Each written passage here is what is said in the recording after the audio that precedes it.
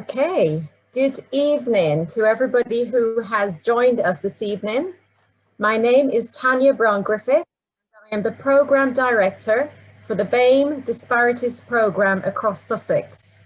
I'm pleased that you have all joined us this afternoon, this evening, and I am so happy that we have very good representation across all of the places within Sussex.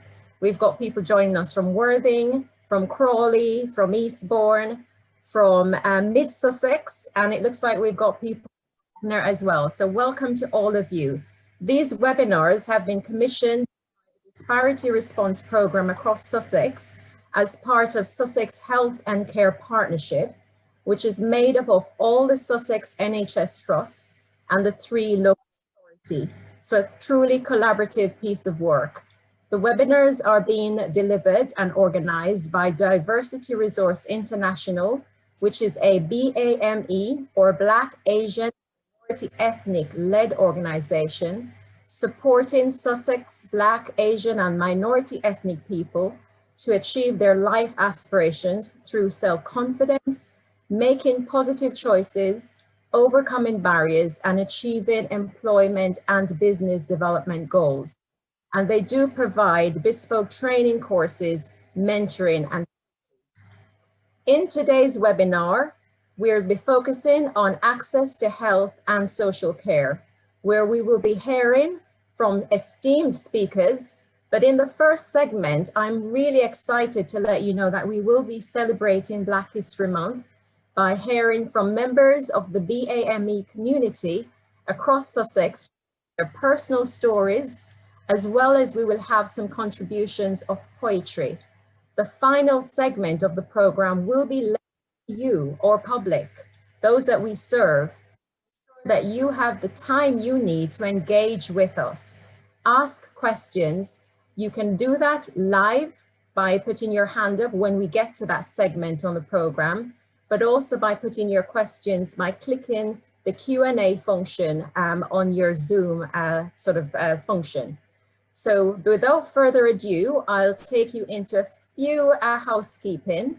I think what we have found out already is that many of you already sent questions in. So thank you to those of you who have sent questions. For those of you who have just joined, please remember to keep your microphones on mute. That would be very helpful for us. And to improve your Wi-Fi connection, do turn off any other nearby devices so that you can hear us as best as possible.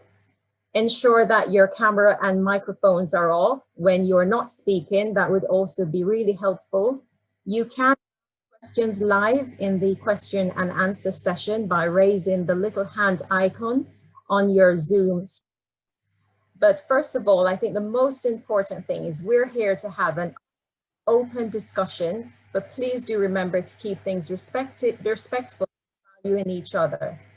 Okay, so right into our celebrations. It is my greatest pleasure to introduce you to Bert. Now, Bert Williams is going to share his personal experience with us. Bert is now retired after 26 years in the NHS. Bert lived in Brighton and Hove since 1967 after he joined the Royal Air Force.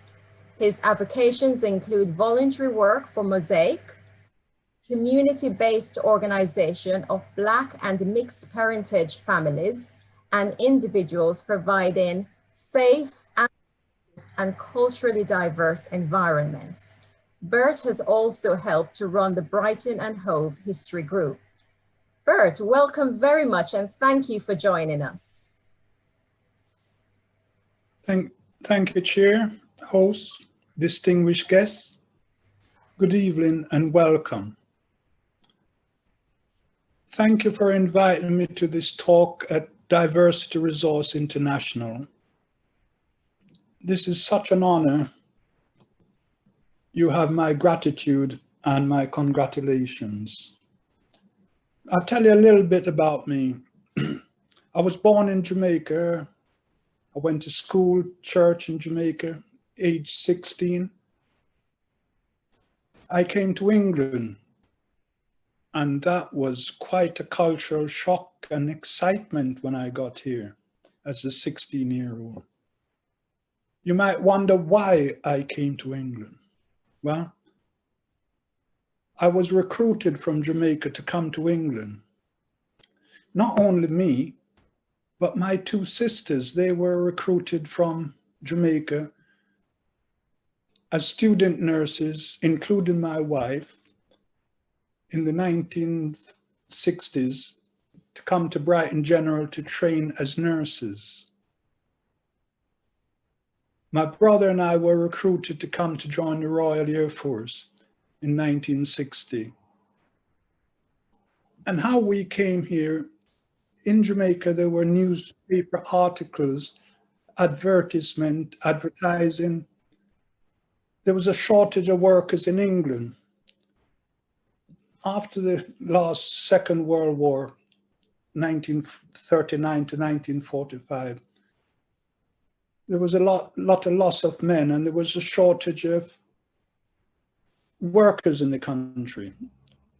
There was also the development, 1948 brought the birth of the National Health Service.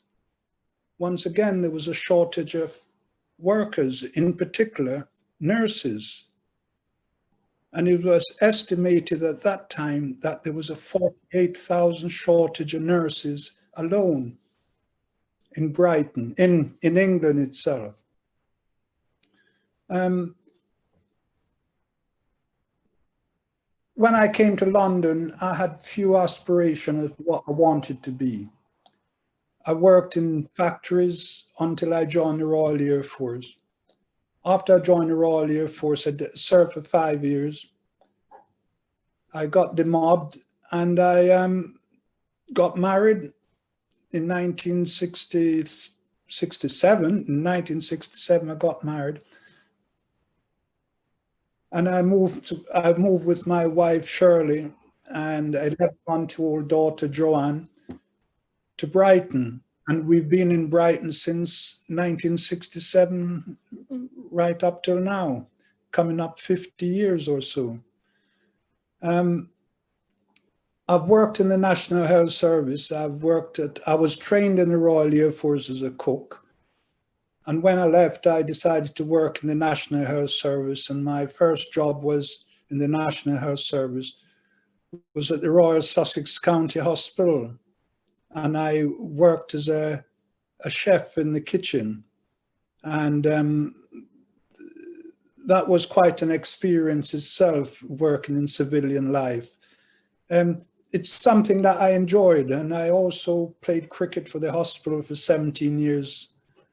And we actually won the Brighton Cricket League. So I felt quite honored to work for the health service.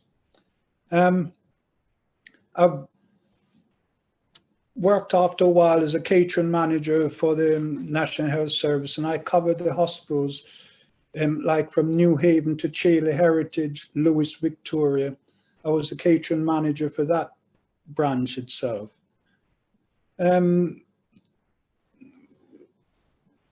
I worked until I retired, and once I retired, I started doing voluntary work. And I started working in youth clubs, and then I started working in Meals and Wheels. And then I started doing volunteer work for Mosaic, which is a Black and mixed parentage family group in Brighton. And after that, Sarah Lee and I, we both jointly set up in Brighton and Hove Black History. And I'll tell you a little bit about Brighton and Hove Black History. It's a small community voluntary group. It's a small community group set up in October 2002 with the overall aim of challenging racism and prejudice by raising the awareness of the multicultural history of Britain, you know, with particular reference to Brighton and Hove and Sussex, including the contribution of the Black and minority ethnic people in the city, past and present. When we first started out doing Black history, we have a lot of, well, when I first started with Mosaic, there was a lot of talk about what Black is. And so Mosaic decided that they'll do a survey and they come up with a definition of what Black is.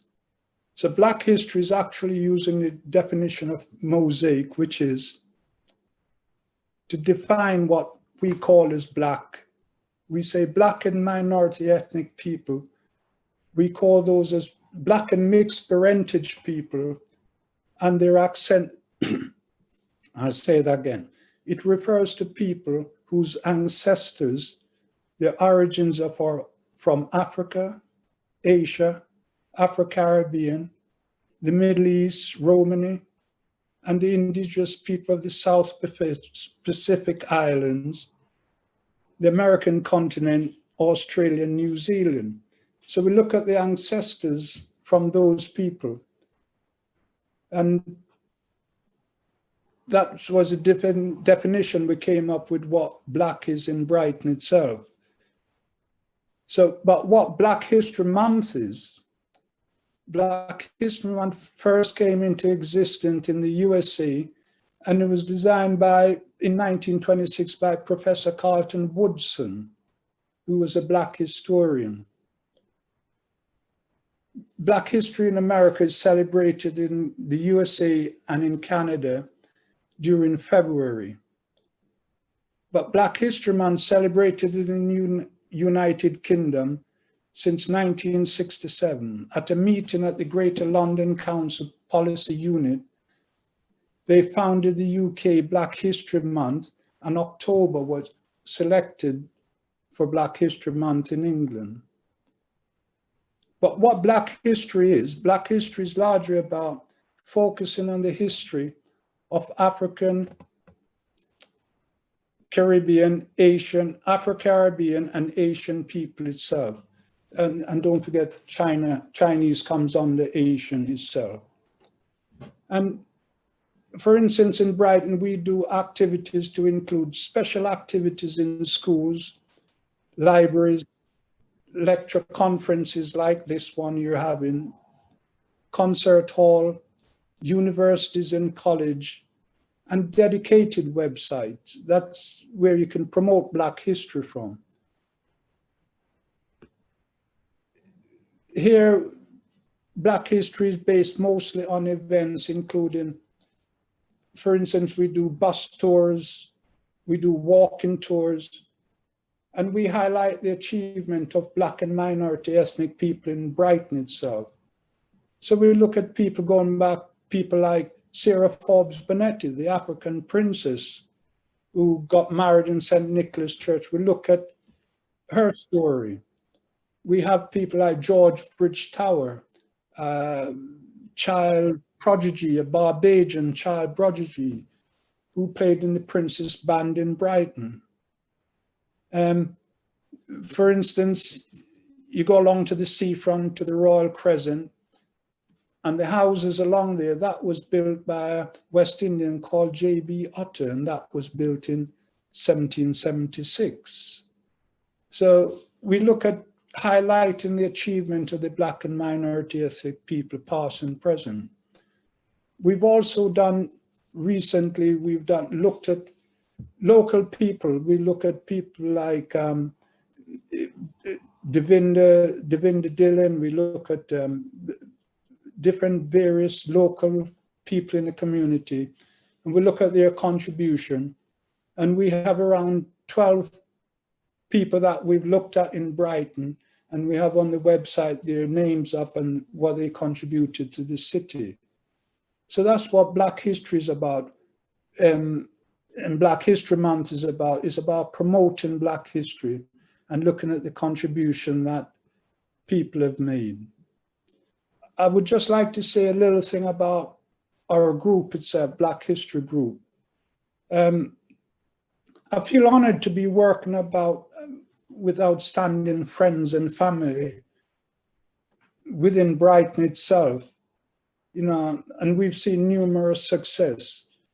For instance, our chair, Ibu, who's our chairperson, and then there's Sarah Lee, there's Sucha Chatterjee, and there's Amy, and we're all in one group itself, and we're all part of the Brighton and Hove Black History. So I feel that I'm surrounded by humble and polite people, really kind people, not working for the glory or financial reward, but working to inform and educate people around them. So that's all I want to say about the group itself. So I'd like to thank you. Thank you so much, Bert. Thank you so much for sharing such a rich lived experience with us.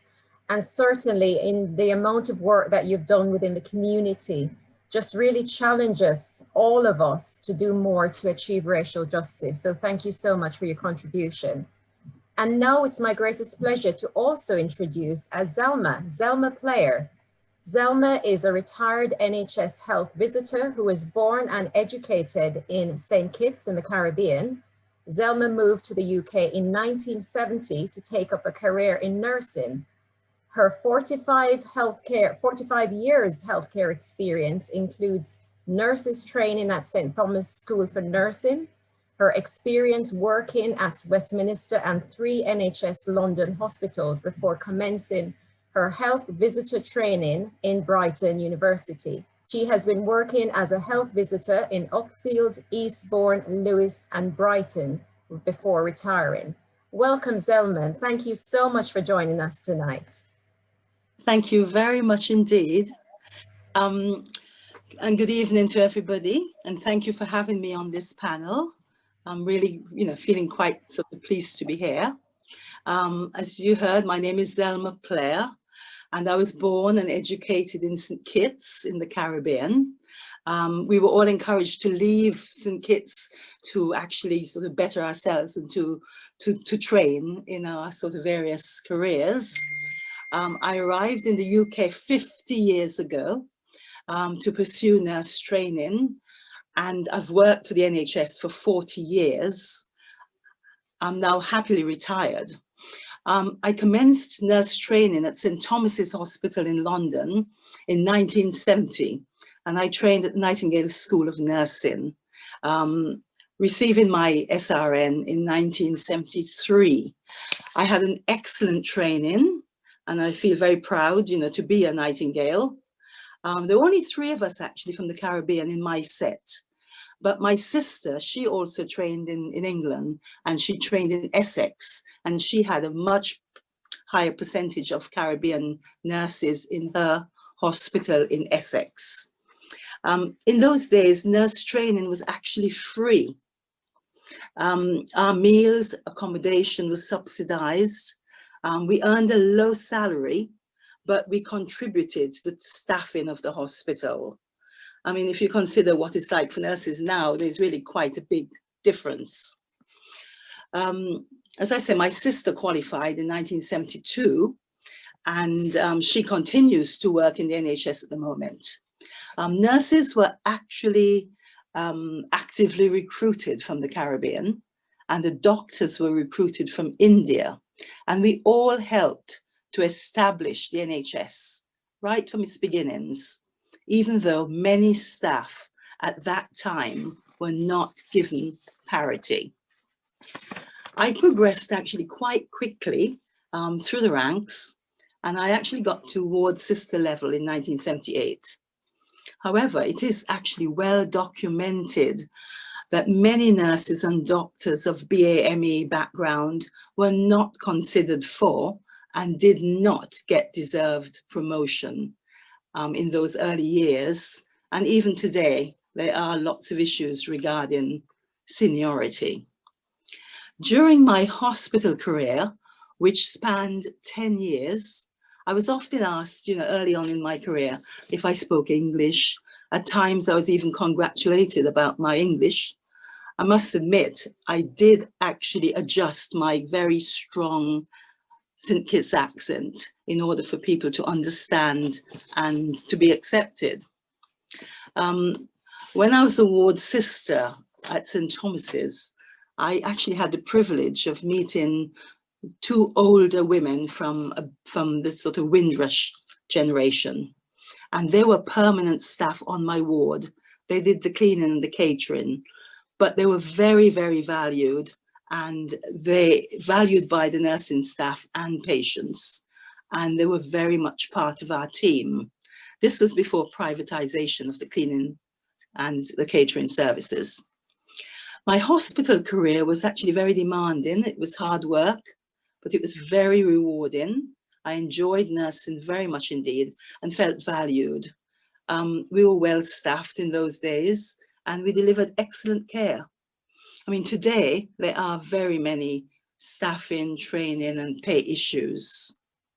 I've also heard from colleagues from a BAME background that they have suffered, you know, quite a bit of rejection, prejudice, discrimination in the workplace. And this has actually blighted their nursing career. I moved to Sussex in 1980. Massive adjustment. It really did take me many years to feel part of Sussex.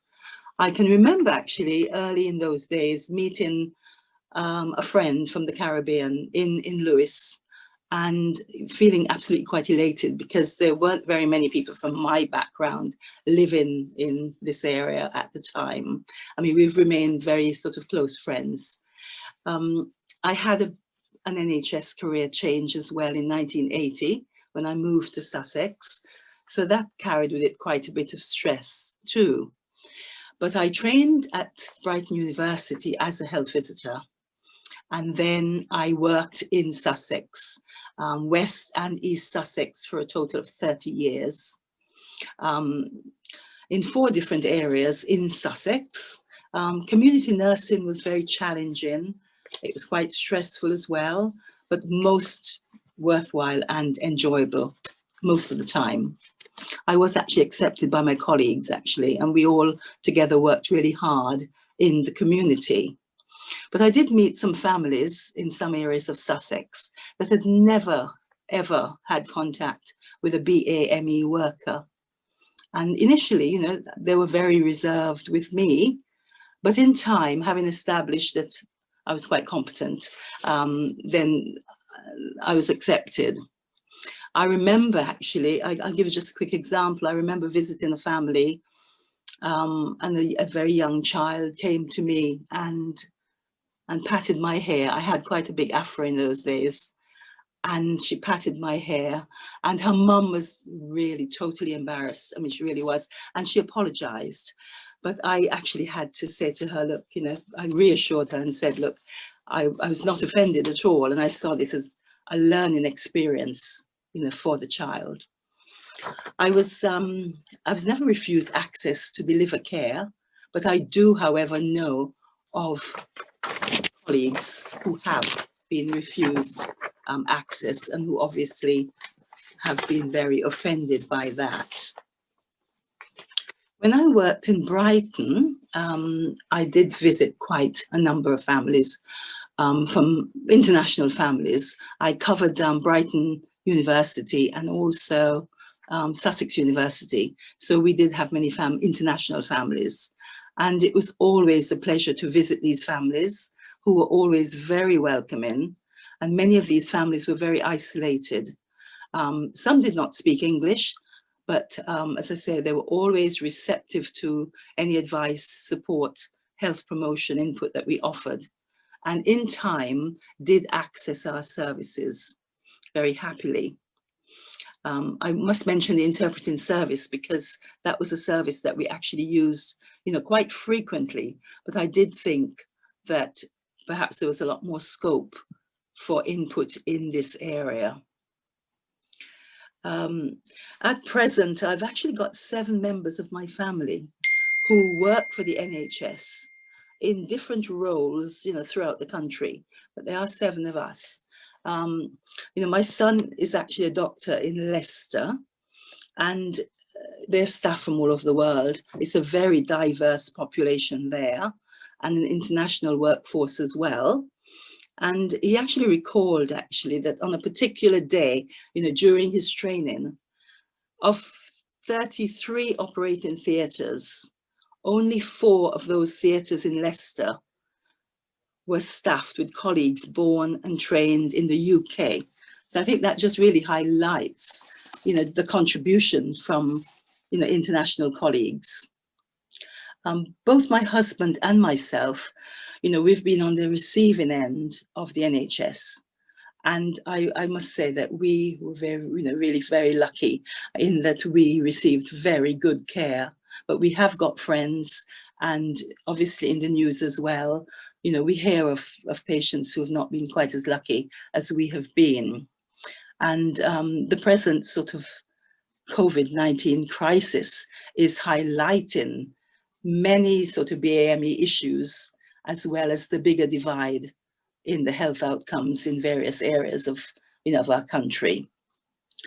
What I would say is that we have made progress. I really do think we have, as regards to the health inequalities of the BAME community, but we've still got, quite a long way to go, not only to improve health outcomes, but also as regards to our social and economic experiences. But if you consider the progress, just think, there is actually a Black nurse, who leads the RCN, that's the Royal College of Nursing, and there's an Indian doctor who actually leads the British Medical Association. And I think, that is some progress.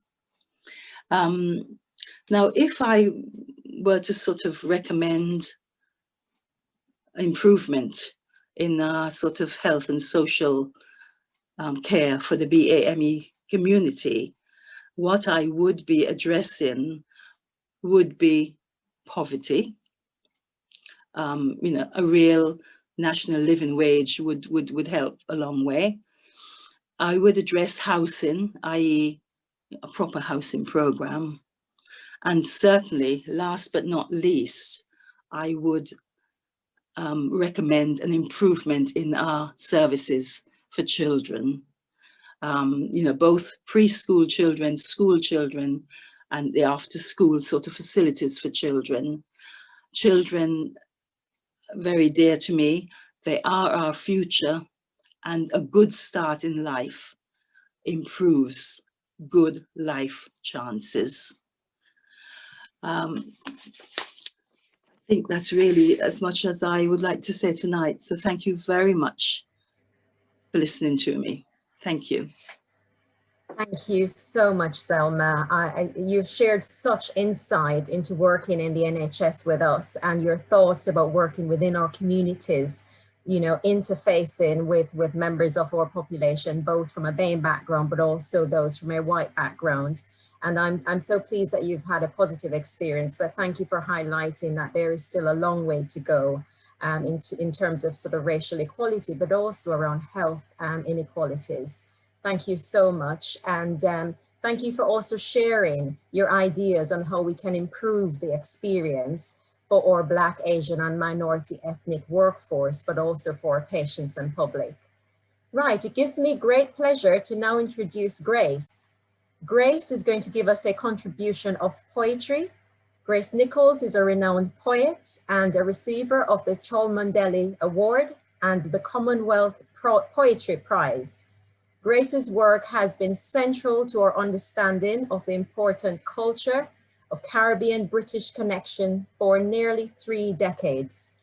From her first collection, I Is a Long-Memoried Woman in 1983, to her more recent work, such as the Insomnia Poems in 2017. Her poetry speaks to various facets of life as a woman and an immigrant living in the UK. So thank you so much for joining us, Grace, and welcome.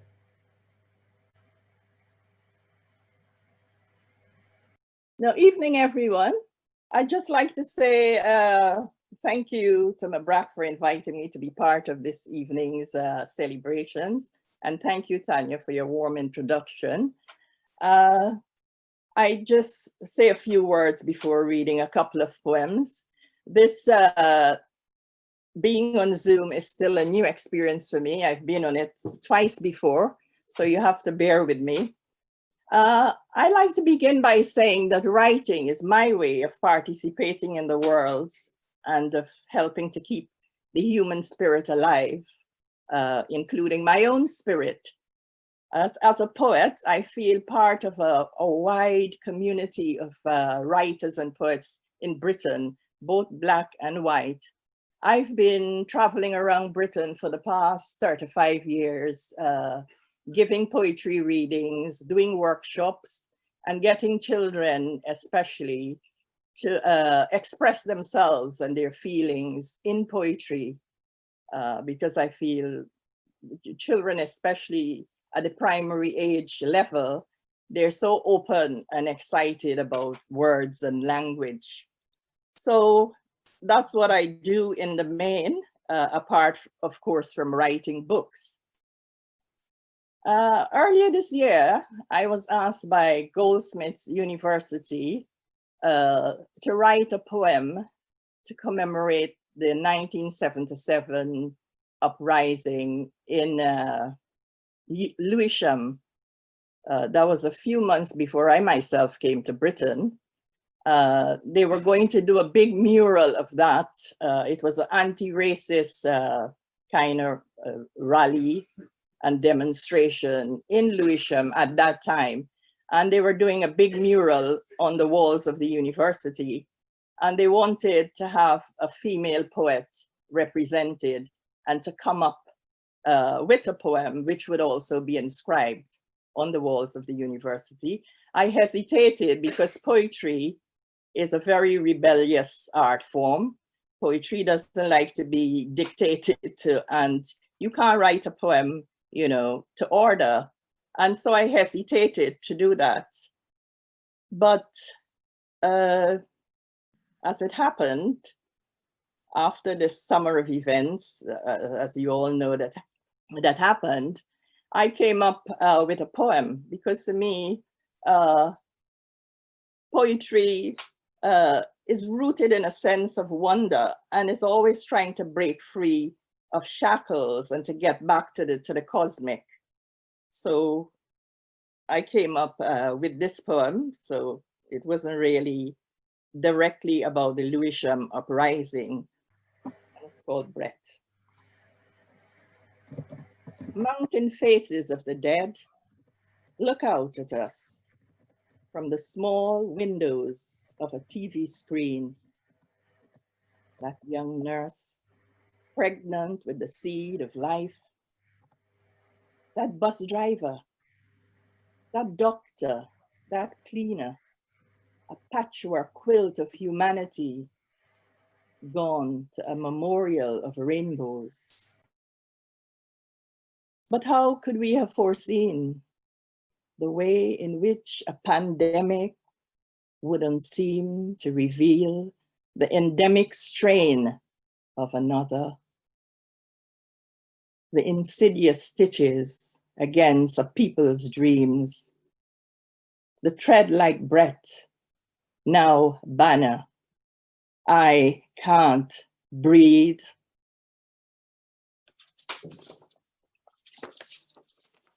The next poem I'd like to do for you is a poem from my latest book of poems called Passport Here and There, published a few months ago by Blood Axe.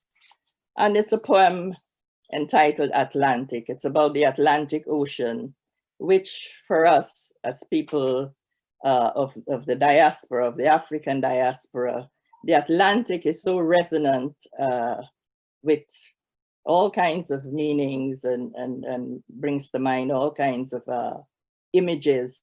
But as a child, we loved playing on the Atlantic Ocean. As a matter of fact, we felt that the Atlantic belonged to us as children. We would be playing on the beaches, on the beach, and flying kites at Easter, and boys would be swimming in the Atlantic. So it has all these memories and connotations. And I wrote this poem, Atlantic. Married as we are to your brung on tourist beaches, unconcerned with the many shores you touched. As children, we thought that you, Atlantic, belonged to us, your below sea level offspring. See us playing cricket, turn down bucket, making wicket, ball, a spin-off of empire, lost in the applauding waves for six. At Easter, to mark the ascent of Christ, see us raising a carnival of butterflying kites.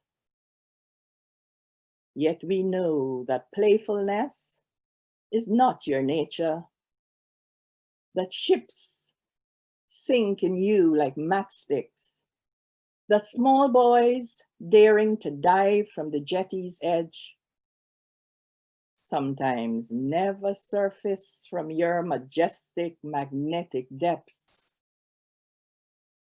So from the seawall's Dutch-built safety, we watch your changing moods, your glimmers and your gloom.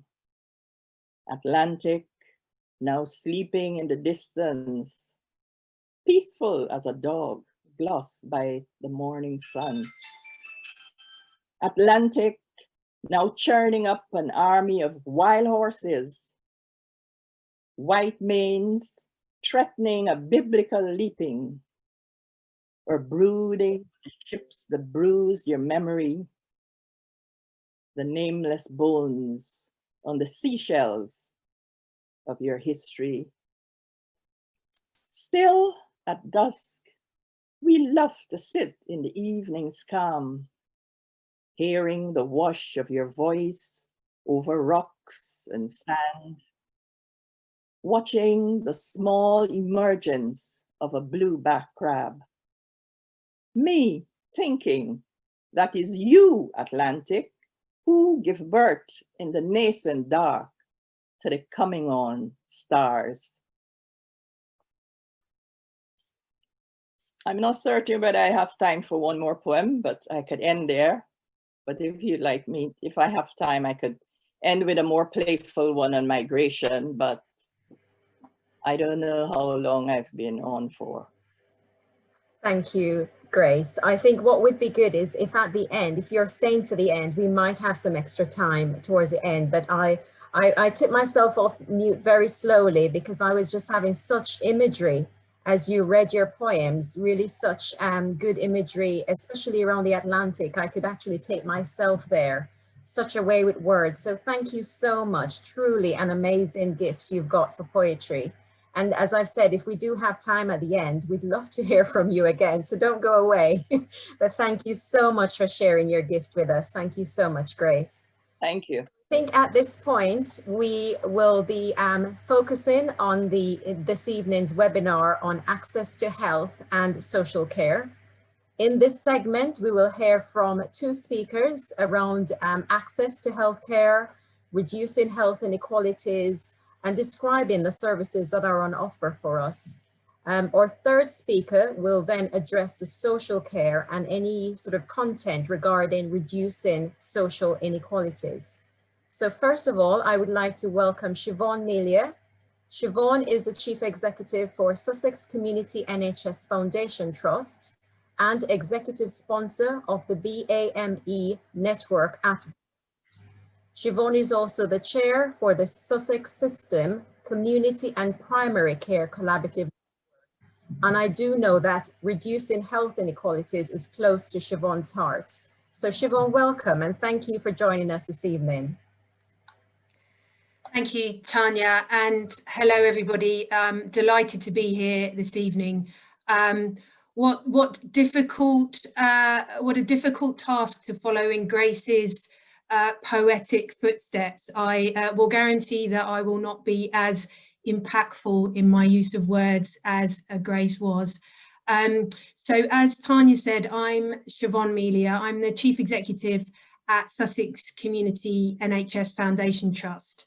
I'm the chair of our BAME staff network, as Tanya said, and I'd like to just share a couple of reflections about the BAME workforce, NHS workforce, both at Sussex Community and in the wider teams across Sussex. I'm delighted that my colleague, Dr. Vivek Patel, is with us this evening. Vivek is the chair of our staff network and deputy medical director at the Trust. and Vivek will be picking up straight after me with some more information and a presentation. So I've spent the last few months listening to colleagues from our BAME staff network. And although we're making progress and we are most definitely at Sussex Community amplifying the voices of our BAME NHS staff, I would totally agree with the comments that Zelma has made earlier, which is that although we have made progress, there is a long road to travel and there is much more to do. I've heard from the colleagues that I work with about their lived experience of discrimination and racial prejudice at work at Sussex in 2020. And it's important to remember that we have, in some respects, come a long way, but some of what Zelma described, I too sadly have heard elements of discrimination from patients in Sussex against staff from a BAME background, and also some unconscious bias across conversations amongst NHS staff groups. So I, where possible, make clear to colleagues at Sussex Community that as Chief Executive, I do not, and the board do not tolerate racial discrimination of any type or manner in terms of the behaviours at the Trust. We've widened the network of conversations with NHS staff recently, and we've held at Sussex level a couple of really successful BAME staff conferences. And I think one of the things that's been interesting in terms of a practical way that we can improve the lived experience of BAME NHS staff, again, goes back to some of what Zelma said actually, which is we do not support our BAME colleagues with career progression, and we do not in the NHS have a proportionate amount of senior leaders from a BAME background. So I'm committed, as the Chief Executive Community across Sussex are, to improve the career progression and career opportunities to try to redress that balance as we move forward. And in terms of access to healthcare, I wanted to spend a bit of time talking about what we know around the BAME population in Sussex.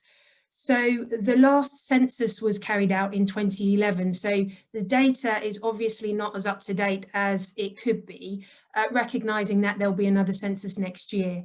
But at the last census, there were 1.6 million residents in Sussex. And of that 1.6, 6.3% of that population identified themselves as being from a BAME background. So 6.3%. The interesting thing about that is when we look at some information from a GP survey that was undertaken in 2019, it's very clear that that percentage and the breakdown of different ethnicities within that is changing. So we know from 2019 data that although people from an Asian background are the larger of the BAME colleagues, that is growing much faster than it was in 2011. We also know that the people who identify themselves as Black predominantly live in Brighton and in West Sussex, and very, very few live in East Sussex. Now, you might think, why is that important? Well, when we look more closely at some of that data, for example, there are two GP localities, two GP neighbourhoods within Crawley, where over 20% of the total resident population are from a BAME background. And this is really important information for us in terms of how we plan services around the needs of local people. So one of the projects that we're working on across Sussex, and I know Tanya is closely involved in this, is we've put a bid in for some national funding to look at our diabetes service provision across different communities.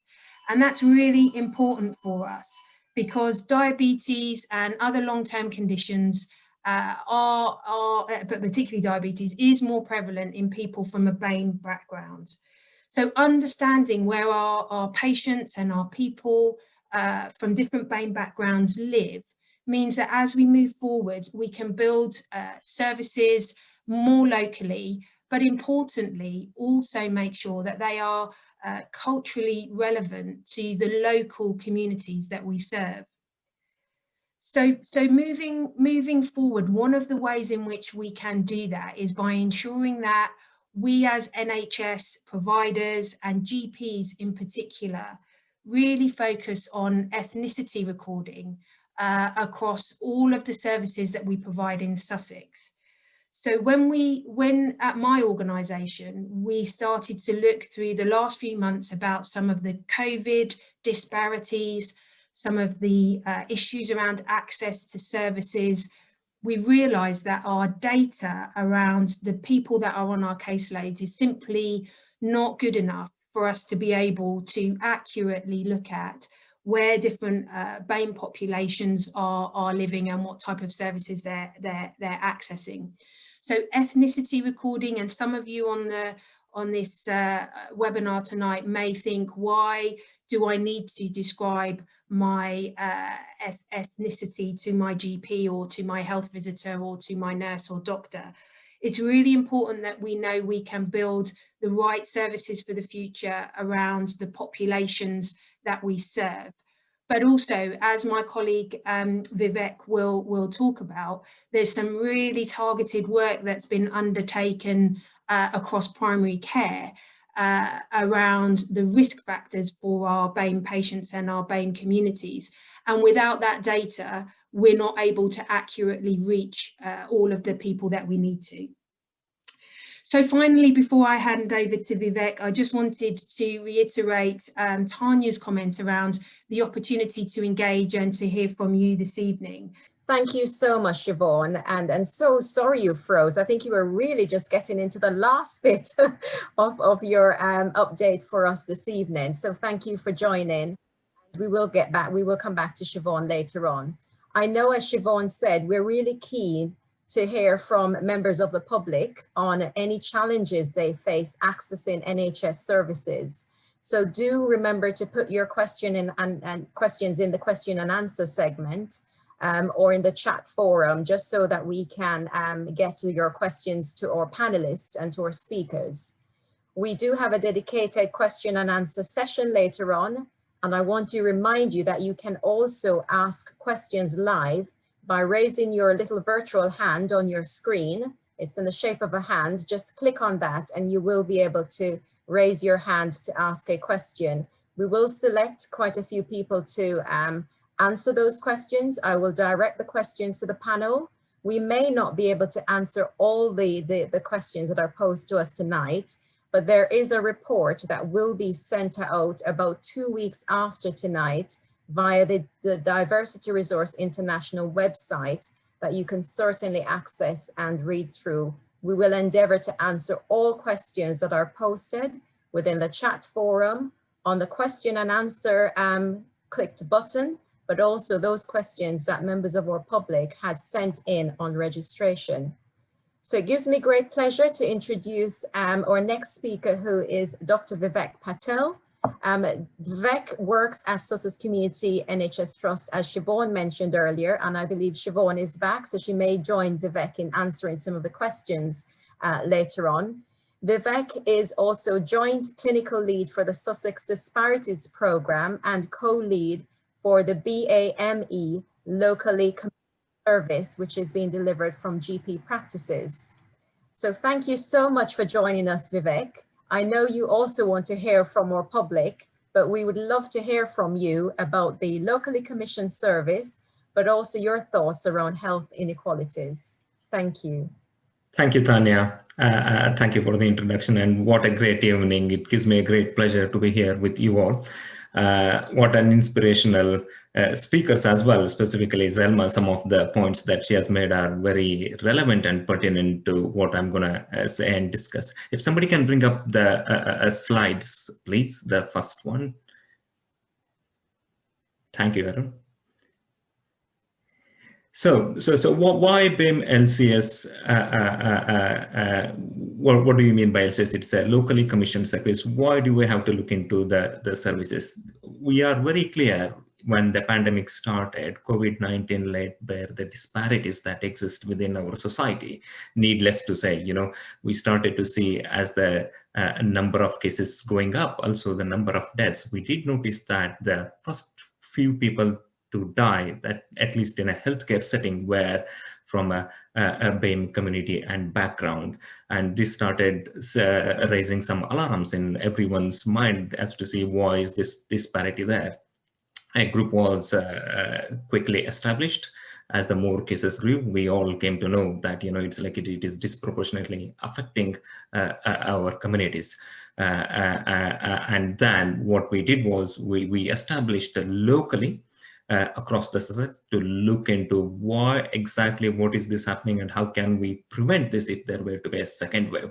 So that's why the locally commissioned services came across the Sussex. It's a rapid response exercise to address the emerging issues around the vulnerable population.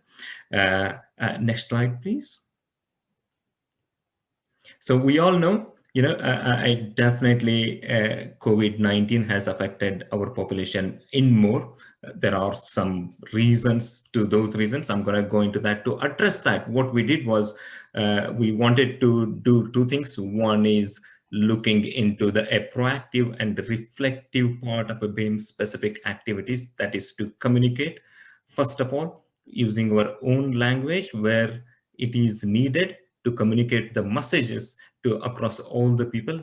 And we thought, general practice, who's in the forefront of delivering this, is best placed to use these messages. Letters have been sent out, and I'm pretty sure some of you might have received these letters in your own languages where it is recorded.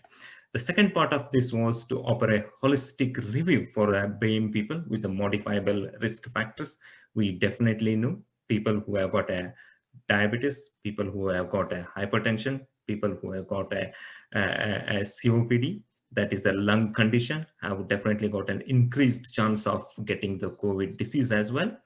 Can I have the next slide? Thank you. So it was to bring these people into do a holistic review, not on a single issue medical review, but look into consideration what is happening with their occupation, assess their risk and give the advice appropriately. And also to have some reflection on equality provision within the practices. We all know patient participation groups, which are with the general practices, and Sussex being predominantly white-led, the population representation is not to the extent that is there. So we wanted to make it clear to the general practices, to the surgeries, that there should be a fair representation of a BAME population definitely going forward. The LCS has got another arm to it. Can I have the next slide, please? So those who definitely have a COVID, it's like we need to look after them, definitely of the BAME population, and also those who are at a higher risk.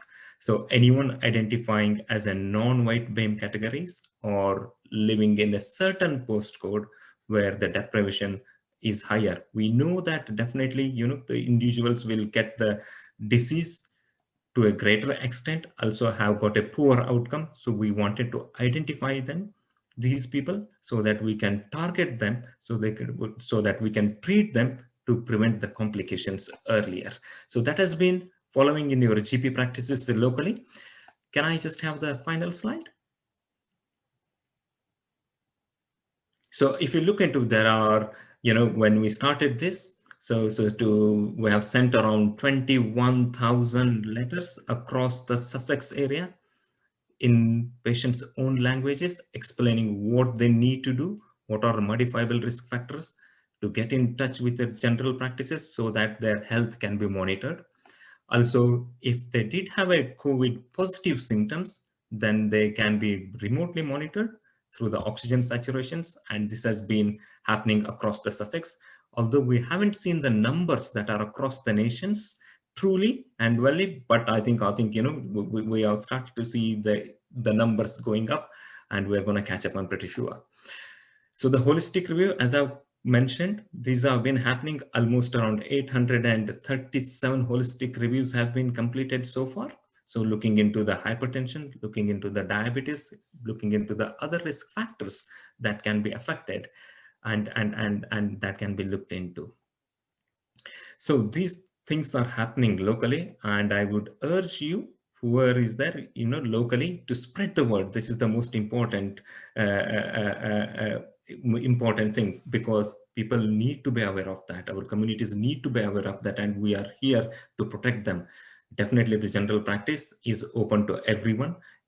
Don't hesitate if you have symptoms of COVID-19, definitely to get in touch with your general practice to ask for help if need be. So I'm going to stop there, Tanya. I don't know how much of time I have left, so I can take some questions, or if Siobhan has come back.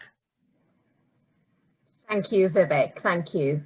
So I think what we will do is we will take questions in the question and answer segment, Vivek, just to allow the next speaker to sort of highlight some of the social inequalities first. So thank you so much, Vivek, and obviously for co-leading on the locally commissioned service you spoke about so eloquently from GP practices.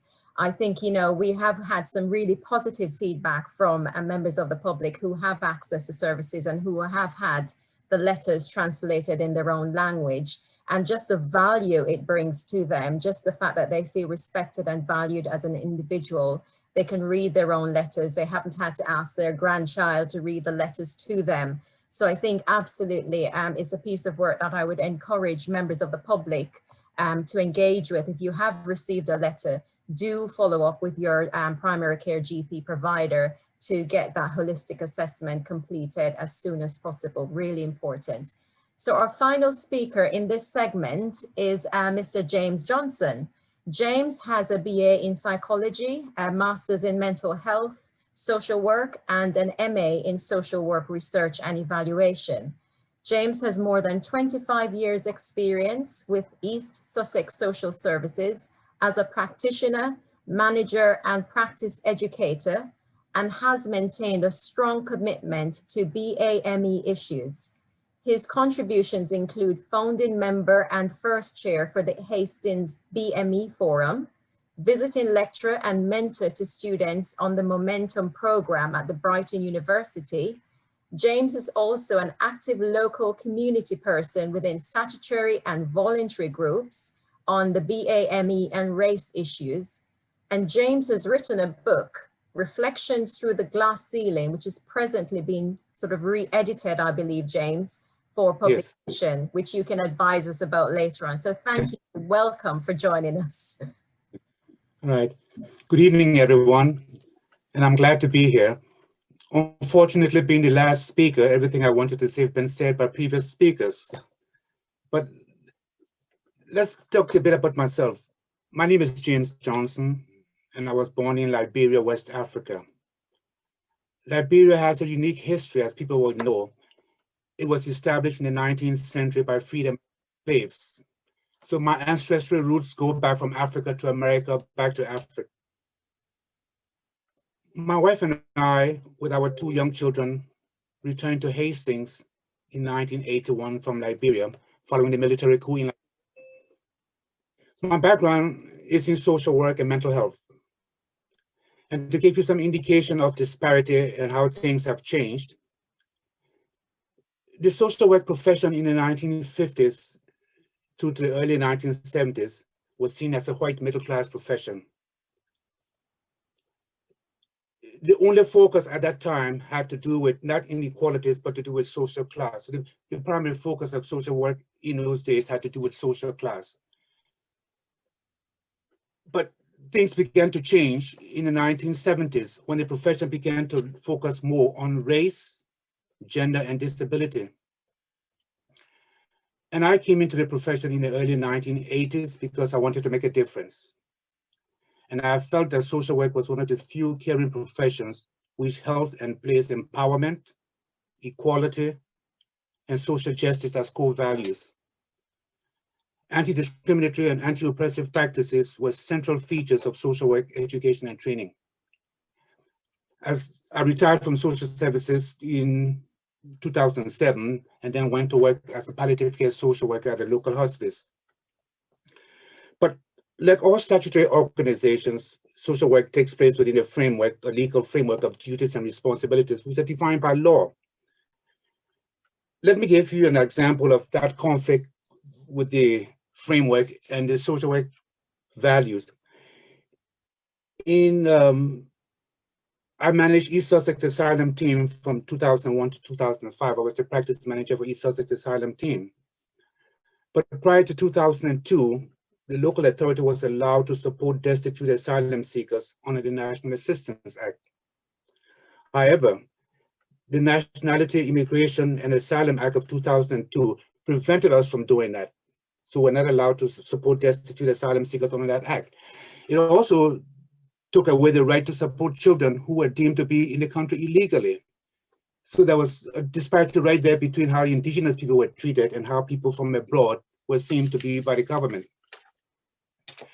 But despite progress over the years in addressing inequality and disparity, I do acknowledge that racial and ethnic disparities still exist in service delivery in some areas and within some community groups. I also acknowledge that from my experience and with some degree, there's still some degree of discrimination in service delivery for migrants and service users in some rural areas. Let me take you through a few of the gray areas where I think disparity may still exist. One is gaining access to social care is still challenging. Although we have come a long way in terms of progress, there is still room for improvement, particularly if your first language is not English. And you therefore have to rely on advocates or the voluntary sector to be signposted. That is still a major issue that still we haven't solved. The second bit is the eligibility criteria and means testing for access and social care. Granted, there are set criteria in the assessment framework, but however, social care workers and I myself once did that. Very often we base our decisions on judgments, professional judgments we call it, and experiences. I'm afraid that can lead to unconscious bias. It can lead to stereotyping and false assumptions. But the fortunate thing nowadays is that service users today have access to complaints procedures and can challenge those decisions. Another gray area for me has to do with children's services and its statutory duties in respect of childcare. Trying to explain to somebody who from a different culture what those duties are can become quite challenging if people have different experiences and different cultural perspectives on child rearing. For instance, there are set rules on how kids ought to be treated in this country, but from other people, from other cultures who have different experiences, it takes some while for them to understand where social work is coming from. And maybe the third gray area for me has to do with, and I'm glad the health professionals are here, is the interface between health and social care. That is still a major problem. This can often result in passing the parcel of responsibility. Is it health or is it social care? That still hasn't been solved. And maybe this is an issue that the Sussex Health and Social Care partners need to take forward, because it is still a major problem if you're dealing with people who fall between the net. And you tend to play, I call it professional ping pong. Is it health, is it social care? But as this is Black History Month, when traditionally we focus on and celebrate Black achievements, I want to move away from the contentious issues of disparity and highlight some of the more achievements of being made today by some Black people. Early in my social work career, I was assigned to the Conquest Hospital in Hastings as senior practitioner in a health team. On the elderly orthopedic ward, which I also covered, I observed an unusually large presence of Afro-Caribbean nurses. This was a stark contrast to the other wards. Upon inquiring why that happened, I discovered that the nurses involved had no choice in their placement on that ward. The nurses were aware that being on that ward with elderly patients limited their career progressions. And the nurses were also aware that many families had openly stated that they did not want the elderly patients' relatives cared for by colored nurses. I found myself empowering those nurses to question and challenge hospital policies and procedures. Despite not being supported by their superiors, those nurses remained professional, dedicated, and committed to their work. They made significant contributions to the care and welfare of those elderly patients. To me, they were the unsung heroes who sadly would never be remembered, and their achievements within the hospital would never be memorialized. But such were the times, such were the conditions. Well, let's fast forward to 2020. In the Queen's recent birthday honors list, Felicia Kweku was awarded an OBE for services to nursing. Felicia is a nurse with 30 years experience and currently an Associate Director of Nursing at King's College NHS Foundation Trust. She championed the cause of nurses from BAME background who were disproportionately affected by the COVID epidemic. Similarly, the name Rashid Beg was awarded an MBE in recognition of her services to children and family social work and racial inequality. In response to her nomination for the award, she said, "Tackling racism in all its forms has been central to everything I have done as a social worker." Where are you from? Where are you really from? A familiar question to most Black people. And although the name Amanda Mukwasi probably doesn't resonate with you, it does with me. She was born in Zambia, but with dual heritage. And she's one of the people I admire and whose achievement deserves to be amplified. Amanda trained as a solicitor in Zambia, but changed career to social care in England. She is presently the Chief Executive Officer of the United Nations Christian Aid. And she's just published a book, which is entitled, "Where Are You From? Where Are You Really From?" in which she looks at some of the emotional, the racist, and the hurtful issues that question can stir up. Sadly, that question will be revisiting us from time and time again with Brexit. People will be asking, where are you from? Where are you really from? We need to locate more of our unsung heroes. We need to amplify and celebrate their achievements and the contributions they make to this society. I'd like to leave you with a quotation from one of my favorite authors, James Baldwin. "The place in which I'll fit will not exist until I make it." So thank you. Thank you so much, James. Thank you for such words, such words of wisdom, actually, and such invaluable information from your lived experience, but also, as you mentioned, some of the experience that has been shared with you.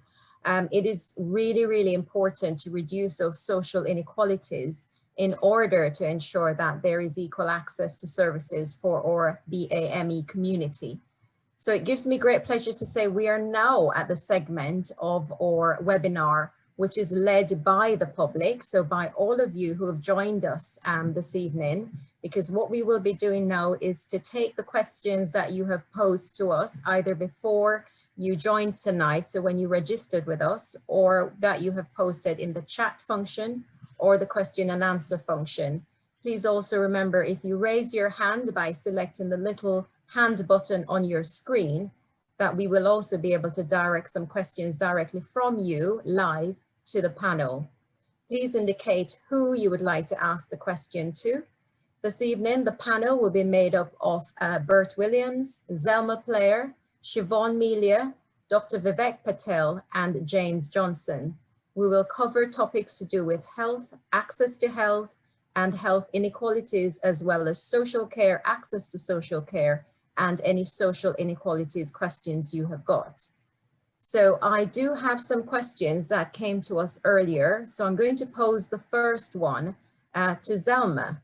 So Zelma, somebody has asked, based on your experience working in the communities, why do you think BAME or BAME people are not accessing mainstream services, and what do you think can be done to encourage them to do so?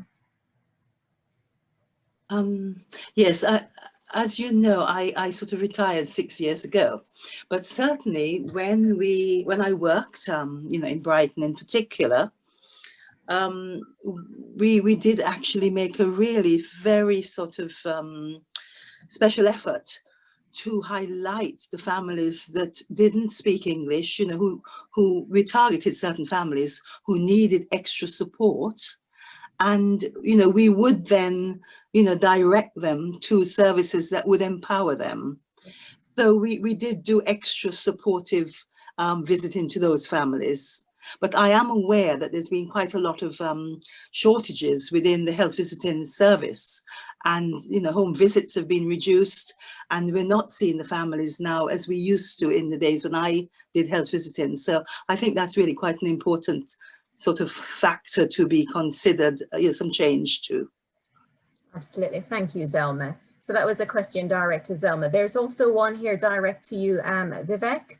So somebody has asked, have there been any psychological or physiological reasons identified or proposed as to why BAME communities are being disproportionately impacted by COVID-19? I think there are multiple factors here. I think Public Health England did publish a publication. This was way back in July and August, in looking into the factors that may be having an effect. You know, it's like conclusively they haven't landed on anything. It may, you know, from the genetic background to the makeup of our constitution to our comorbidities that we have to household, work and other things. So it's a multifactorial. There isn't one factor that comes to my mind to say why BAME population is more affected than this. So it is just disproportionately affected. We do know that.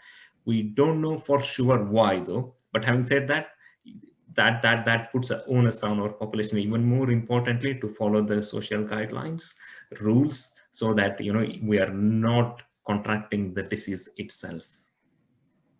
Okay, thank you, Vivek. I completely agree. All the latest data suggests that it is multifactorial, but it's so really important for all of us, especially those of us who are more vulnerable than others with predisposing conditions, or those of us who are older, those of us who are from a BAME community, to ensure that we are following those social distancing rules. Thank you. So the next question is for Siobhan. So Siobhan, somebody has asked, in terms of marking out of 10, so if you were to give marks out of 10, how do you as a chief executive rate equality within the NHS? And also as patients, what do you think would be a sensible score for them to go to a service and receive sort of care from that service? Yeah, thanks. That's a great question. Apologies for my technical fault earlier. Thanks for covering, Tanya. Yeah, this is tricky. I saw that someone had asked a question around the people plan as well. And I think what's happened this year is the NHS has had a sort of dawning of realization about racial discrimination that is impacting our people, and also the health inequalities and the disparities that have existed for our BAME patients through what Vivek has just described. I genuinely think that there is a lot of commitment, and if I was giving the score out of 10 for commitment and energy, I would say maybe 7. But if I look actually at what's happening, and if I look actually at the progress that has been made, my honest reflection on that is it's probably 5. So I think there's some good plans in place. There's some good acknowledgement from some of the most senior NHS leaders in the country. So we have a Chief People Officer for NHS England and Improvement, who is the most senior people person in the NHS, who is from a BAME background and is incredibly passionate about driving out some of the inequalities and the discrimination. She actually had described a personal story where she faced discrimination from a patient when she was visiting an ambulance service. And so whilst we have plans and commitment, the reality on the ground is that we are, you know, maybe I think halfway where we should be in 2020. So I know that's a slightly more complicated answer, but there's a huge amount of commitment, but we still have so many challenges to face. Thank you so much, Siobhan. So this is a question to directed at you, James, but I suggest it might be a question for anybody on the panel this afternoon. Is somebody has mentioned what hasn't been directly discussed so far this afternoon is what is being done to tackle systemic racism in health services and policy and practice. And they have acknowledged that this needs to be addressed in order for patients to have more trust in services. Would you like to start off, James? And then I'd be happy to open it to any other member of the panel who would like to raise their hand to answer the question. I can't speak on behalf of the health, because the question is related to health, but I can speak on social work. Yes. I think, again, the inequality is systemic, but it's also to do with, again, I'm going back to the glass ceiling. For some people like us, myself, it took me, 20 years to go from a social worker to a manager. Times have changed. My daughter is in social work and she's done that within 12 years. So it's about challenging the system. For me, it's the social work system being able to challenge and knowing your rights and how to challenge the system. But I can't speak on behalf of the health, but I do work with the health authorities on those issues, but it's not a simple issue. No, agreed. Agreed. Thank you, James. Would anybody else like to answer that question? Siobhan?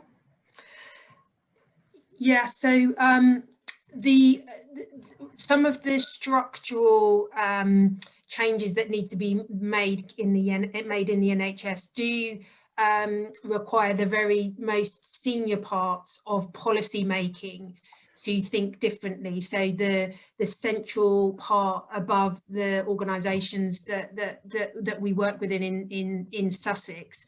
So that's called NHS England, and actually they've in partnership with a couple of other bodies for the first time this year established something that's called the NHS Race and Health Observatory, and this is the first time that a strategic and policy making institution has been established specifically to look at some of the structural changes that need to be put in place to make sure that health policy and strategy is significantly more inclusive as we move forward. Now, that isn't the only answer to the question, but I do think that it's a recognition in 2020 that the NHS has a national institution that focuses on race and health very explicitly, very, very well led, with a very high profile. So I feel more hopeful moving forward that group of leaders will come together to really, really positively influence some of the structural challenges that NHS policy and strategy has most definitely exhibited in terms of the lack of inclusivity in how some of the sort of national direction of travel has been put together. So I think that's one way that we can feel more hopeful for the future. Thank you, Siobhan. And I believe this question is directed at you, Vivek, but I think again it's a very wide-based question. So that one of the question is, do clinicians receive culturally competent training to ensure that they're able to assess and treat BAME patients competently and sensitively? Yes, the answer is yes. You know, so we do have a culturally competent initially when we come in into any of the services. Definitely in our trust that happens. Definitely there is an induction program that goes through how to treat people, you know, definitely from the BAME culturally background, different background, but there needs to be things can be improved, you know, general practices and other things. I can talk about my organization as such, but definitely from others where I see definitely there is a need for that, what I call as a, everyone talks about what we call as the patient activation measures. We need to educate people, we need to do this for the patients, but what about our clinicians? What about us in understanding that concept? What about the clinician activation? I'm all for activating the clinicians at the same time. So that piece of work is happening, absolutely right, yes, it is happening, but definitely there needs to be more work done in the same area. Thank you, Vivek. And I know it's not particularly any of the area of speciality for anybody on the panel, but there is a question asked generally around maternity services and what work is going on around maternity services with regards to the BAME groups, noting the disparities regarding both care and experience for BAME families. And I think one of the answer really to that question is that as part of the Disparities program, we have been working with all sectors of the health provision services, and maternity for us is a real key point because we have also recognized the disproportionate impact on our BAME women. Women from Caribbean, women from African and Asian backgrounds are more likely to be impacted by COVID. But also we know that there are disproportionate impact and health inequalities when it looks at death rate within women from BAME background in terms of maternity care. So there's a big piece of work going on in the communities, particularly focusing on a piece of research being led by the University of Brighton, but also wider afield within the region, the Southeast region. There's a big piece of work looking at mapping some of those disparities. Vivek, you're nodding. Would you like to add to that? Yeah, there is a piece of work that is definitely going on. I'm aware of that, and it is looking into specifically maternity services across the Southeast regions.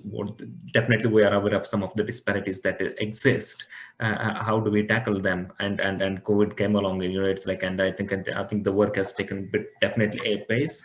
They are certainly looking into why is that certain communities won't access the services or having a more need to access the service. So they are looking into both of them. And as I've said earlier, there is also a clinician activation going on at the same time. It's like they're making clinicians more and more aware of these are the things we need to be aware of. Yes, I am aware, coming from a culturally, from an India, and I can understand that, but how do I impart that knowledge to my counterparts? So that's the question we are asking ourselves, and those discussions are happening as we are speaking. Great, thank you so much.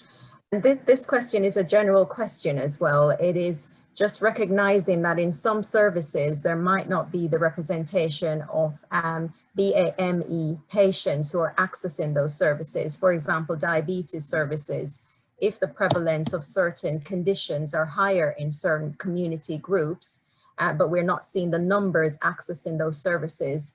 A member of the audience has asked, what can be done to encourage more BAME patients to access those services? And Vivek, you're right off the mark with your hand up, so go straight ahead. I think there are 2 points here, isn't it? We really need to understand the background and reasons why people are not accessing the service. Are they aware of the services? The first and foremost thing is are they aware of the services? If not, we do need to make the communities aware of this. We need to get hold of the community leaders, make them aware what services exist really for the population. And are the messages filtering through? Is it communicable to them? Do they understand the messages? Are we sending those messages in a culturally competent way? That's the question I'm going to ask to everyone. It's like, are they receiving the messages in their own languages? Language may be a barrier. We need to break down those barriers. That's the second thing. And the third thing, I will come back again to the clinicians. It's like, are they aware of these things? It's like, are they aware of these things? Why is this happening? And if they are aware, we certainly at Sussex, we have looked into, and we are taking some positive actions regarding. Definitely, we are aware that the diabetes related complications are higher in our ethnic minority group, definitely. And in certain pockets, we have noticed that, it's like the complications related to diabetes are specifically in certain areas are certainly higher. And definitely, we are now looking into measures to see what is that, involve those communities, ask them the questions, what can be done more to them, involve them in building up the service from the scratch itself. It's like those questions are happening as we go along. Thank you, Vivek. So this question is for Siobhan. So a member of the audience has asked, given the fact that we have masses of data in terms of available to us, I think what they're asking is, they are hoping that it is not just about capturing and gathering data, but what they're asking is, we need to see more action. Are there any particular actions that we can take sort of immediately to ensure that our health services are more communicated to members of the community and therefore become more accessible to the members of the public? And is there training courses for social care and health providers to enable them to go out into the communities and encourage people to access services? Thanks, Tanya. I saw the comments around the NHS Race and Health Observatory. I agree that the word observatory comes through the public health heritage and tends to be one of a repository of data and intelligence. In the context of what the NHS leadership community has done at the most senior level this year, it's describing the NHS Race and Health Observatory as the place to both identify and tackle some of the health inequalities that affect BAME communities on the back of the COVID experience that Vivek described earlier. So most definitely from a leadership community at the most senior level in the NHS, you're absolutely right. This is not about gathering data. This is about taking positive action and positive steps to make change. The NHS People Plan that was published this year has a very, very clear statement about equality, diversity and inclusion in the NHS. And it has a chapter described as belonging in the NHS. And it describes the steps that organisations need to take to ensure that we are truly inclusive. So for NHS providers, there are some benchmarks described as the workforce race equality standards, which we report to our boards on, which look at the relative the relative chance of someone from a BAME background securing a job versus the relative chance of someone from a white background securing a job. It also looks at things like your board level representation and your senior leadership representation to ensure that it reflects the communities that you serve in terms of diversity. So there are plans in train, and there is some national momentum about improving some of the challenges that we have in the NHS. The second part of your question, Tanya, was around, remind me. So the second part was in terms of training for training. Yeah. So there's a couple of things about training. I saw some comments around what type of training for staff. So for staff, for example, at Sussex Community, we have what we call an inclusive leader programme, which just describes some of the steps we take to have open conversations about unconscious bias, but also to develop some culturally competent skills amongst our workforce. And that's a lot about sharing experiences and having honest conversations. In terms of training to reach communities, I may defer to Zelma, but there's a huge number of health visitors in my organisation. And when I speak to them, they consider that it's part of their day job to reach the travelling communities, the marginalised communities, the pockets of Eastern European communities in West Sussex. I've been with a health visitor on a home visit with a new baby with a young mum from one of the Eastern European countries, and it's just incredibly challenging, the situations that our health visitors deal with. But their training, their public health training, and their connections to social services, the voluntary sector, etc., means that they are probably some of the best placed healthcare professionals to reach different communities. Zelma is the expert on this, so I may defer to Zelma. I would certainly agree with you, actually. I mean, I know when I was health visiting, and again, this is 6 years ago, our staff were reduced, and I really felt that we were going backwards by, cutting back on the number of health visitors.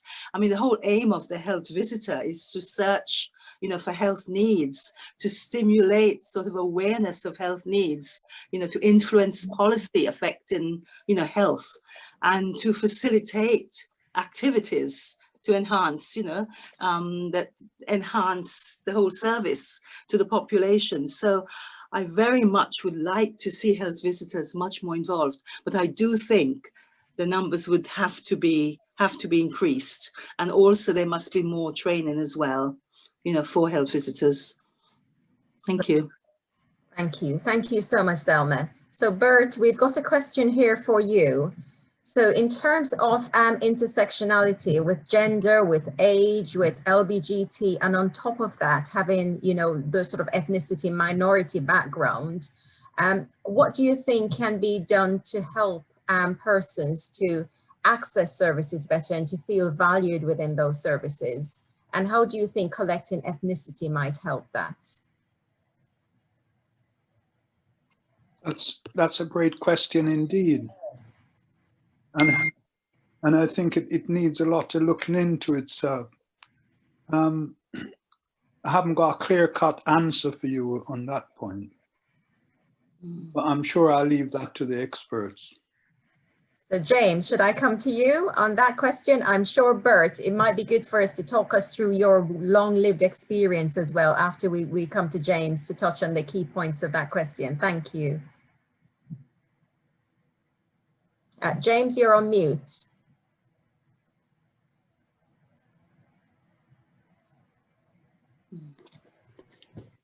Yeah, you're talking about the difference again between means testing and the interface between health and social care. You can access the health service, but that's not means tested. If you're accessing social care service, it has to be means tested, and there's an eligibility criteria.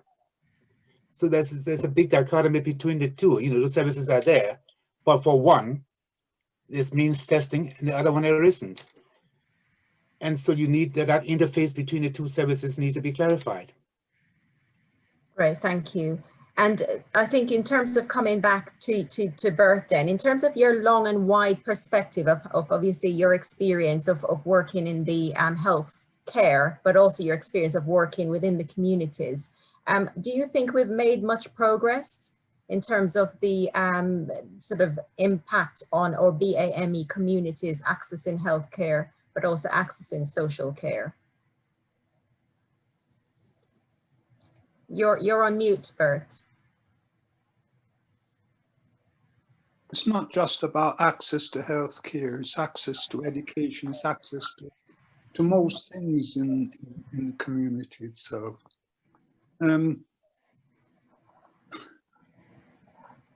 I consider myself fortunate because when I came in the 1960s, everywhere I went, I was a novelty.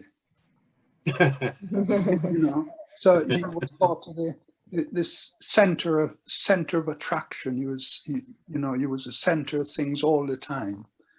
When I first came to England, I had to run from teddy boys. That was a fact in London. You have to run from teddy boys. And 50 years later, my grandson was called a dirty brown in school. You know, so you talk about things improving. Yes, it's improved for some people, but others who are suffering it doesn't improve at all. I mean, amongst our community, that's a topic of every conversation itself. Yes. Is talking about race. We all have experiences. As a matter of fact, there's so much data on us from local authority and national authority that really we don't have to tell our experience anymore. They all got it down on records. We don't need meetings to go and say what we've suffered with or what we had. They've all got that documented down from our generation.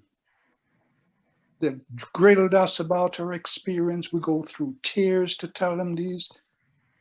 These are very hurtful things to repeat all the time. You go to workshop and give your experiences, and many people breaks down in tears telling them. So I don't think the future generation should have to go through all that we went through again. To repeat those things that we suffered. For instance, just talking about running from teddy boys, even working within the Royal Air Force, there was racism. Within the kitchen I work with, you know, there's lots of examples I could give you. You know, and there's those subtle examples, there's those subtle things that actually happen to you. And when they realize you're hurt, they turn around and say, oh, I didn't mean you, Bert, or you're one of us, you know, or you've got a chip on your shoulder, or you're too sensitive. Whatever you say, if you react or stand up for your rights, it's always the same. You're sensitive. You've got a chip on your shoulder. But you have a right to stand up for your rights, and you've got to nip it in the bud before it gets any deeper. For instance, if you're at school and you get name call and you don't do anything about it, the next child is going to call you that name again. So really, you've got to nip it in the bud straight away and put a stop to it. Otherwise, just continue. And management's got that responsibility. We all got that responsibility to help out with racism by pointing out to people that, look, you shouldn't be saying that. That's the wrong term. You've got to watch what you're saying. You know, we are amongst friends. We live together. We're all white and black. We live together. And sometimes you come out with things without realizing you said it. Mm. I have a friend that I regularly see, and he's a Jamaican, and he continually still today use the term colored. Mm-hmm. And we sometimes say to him, hey, use the term black, man. And I'm not used to that, man. It's colored. I know who I'm talking to. So there's a difference in languages as well that you've got to overcome. Another friend of mine who was from Pakistan, his friend came over and they started calling him Paki, and he had no idea what he meant until his friend told him that they were being racist to you by calling those names. So there's a difference in language. It's very subtle, racism. In the home, it's very subtle. Sometimes you don't realize it. It comes out on television. And when you pick it up, the first thing they say to you, you're sensitive. Yeah. Yes. James, I think did you want to say something? Sorry, I saw your finger go up. No, I just agree with the point Bert was making about being sensitive. You can't win. You're either very sensitive or you got a chip on your shoulder. That's, you know, I was agreeing to that. Okay, thank you. So I think you're both highlighting some of the concerns that perhaps are causing our BAME communities to not perhaps access services because of the experience they've had in the past, whether it's poor experience or just challenges with, as you say, Bert, sometimes the subtle racism that comes across, but also the overt, the non-subtle racism that comes across.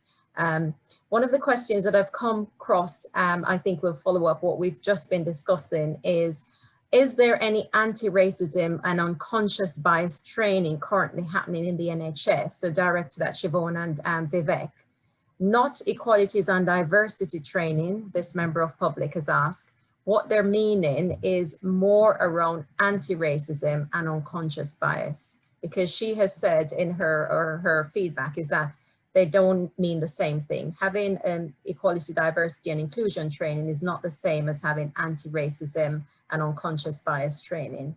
Siobhan or Vivek, would you like to respond?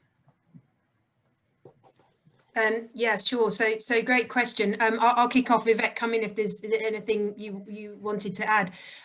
So recently in my organisation, a member of my frontline team developed a training video on unconscious bias as part of a leadership program that she was doing, and and she shared it with me. We have been running, I think I mentioned, inclusive leader programs where we talk about unconscious bias, and I agree it is different to equality, diversity and inclusion. I agree with Bert, there are subtleties of language, there are things that are said as a light-hearted, humorous comment that are inherently racist, and I've heard from staff across Sussex about that. So yes, in short, we do look at unconscious bias and inclusivity as well as cultural competence rather than equality and diversity.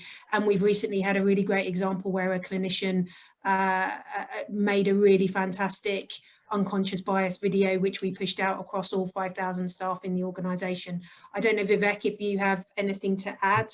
No, Siobhan, you articulated it really well. You know, it's like definitely there are differences, as the question was asked. You know, it's completely in context. Definitely agree with you in that. You know, the unconscious bias is clearly visible at certain stages. I always say, genetically looking, me as being a doctor, we're all 99.99% same. 0.01% we are different. That's just the color. If I cut my wrist today, the same blood comes out as everyone. You know, it's no different to anyone. You know, it's the same organs, same tissues, everything is the same, just the color. And what a difference it causes. What a difference it causes in the world, as quite rightly Bert put it. You know, we are all so similar. 99.99% we are similar. 0.01%. Where is that come from? External appearances of the color. What a difference does that make in this world? You know, so yes, that's where unconscious bias, all these things come up. And quite rightly, Bert said, you know, we do need to stand up. Whoever it is, everyone needs to stand up. And we do need to, I am what I am. That's what I believe in. You know, it's like my cultural background has brought me this far. And, you know, it's like we're all individuals. We all have our own history. And that's why we are different. But at the same time, we are the same. You know, it's like 99.99% we are same. Yes. Thank you, Vivek. Thank you so much. I think just to mention here, and just covering off the answer for that question, the county councils, and I know that East Sussex has started to launch their anti-racism training. So there is a set of video slides that is being directed to all staff across East Sussex County Council. Likewise, there's an anti-racism training pack being developed by Brighton and Hove City Council. So there are anti-racism training out there. So one of the key aims I have within the BAME Disparities program is to pool all of our local Sussex training that is being sort of shared with our workforce, and to design some consistency in terms of the messages of some of those training, so that we can have some Sussex-wide training on some of these key issues, because it pull in a lot of the factors we've mentioned here tonight around some of the deep-rooted reasons why members of the BAME community may not be accessing services as much as they need to. There has also been a recent article published around the distrust in sort of health services or health professionals. And I do think some of the reasons we need to tackle this afternoon is, how are we going to engage directly with our BAME community groups in order to actually make a difference and to enable the services to be more accessible? Because I personally feel it's not about hard to reach group. There are no groups in our community, no members of our population who are hard to reach. It is about ensuring that our services are accessible and are culturally relevant, as Siobhan mentioned earlier on, and are delivered in a way that is open, honest, and can be delivered to every person, no matter their background, you know, their culture, their race, etc. So I think that that's a good point in terms of feeding back going forwards. The last question is for Bert. Oh, James, you've got your hand up. Did you want to come in on that point? Sorry, James, you're on mute still. Yeah, I want to agree with you, but I'm afraid, take you back to Brexit and the language and rhetoric that comes out of that whole Brexit campaign. We have to take back our country. It begs the whole question, where are you from again? And I think you can talk about training, but there's the Brexit movement. And I think the people's attitude, you get the same thing across the Atlantic with Donald Trump. The whole political culture has changed. And now, as much as we talk about training, people are now still asking the question, where are you from? Because that's what Brexit is, that's the rhetoric of Brexit, I'm afraid. Thank you, James. I think we've got a question from the public. Is that a question that was raised? I believe we had a hand raised by Anthony Kalume. And Anthony, did you want to ask a question? Thank you for joining. Anthony Kalume. Kalume, welcome, Anthony. Would you like to ask a question to a member of the panel? Well, it's not actually, I've got three things I really want everybody watching this webinar to understand that we had a Black Health Forum, which was really, really good. and it worked quite well. And it could have really helped us during this pandemic. But guess what? It was cut. During the austerity measures and everything, it was cut. There was no funding. We had an officer who used to run it, Brighton, Lewis, Eastbourne, Hastings, and the funding was cut. So if we had it now, we couldn't have been having this kind of conversation, because it could have really helped us during the pandemic. Another thing is I work as an interpreter, community interpreter within the NHS, and I have been in forensic wards where people have been sectioned because they're mentally having problems, mental problems.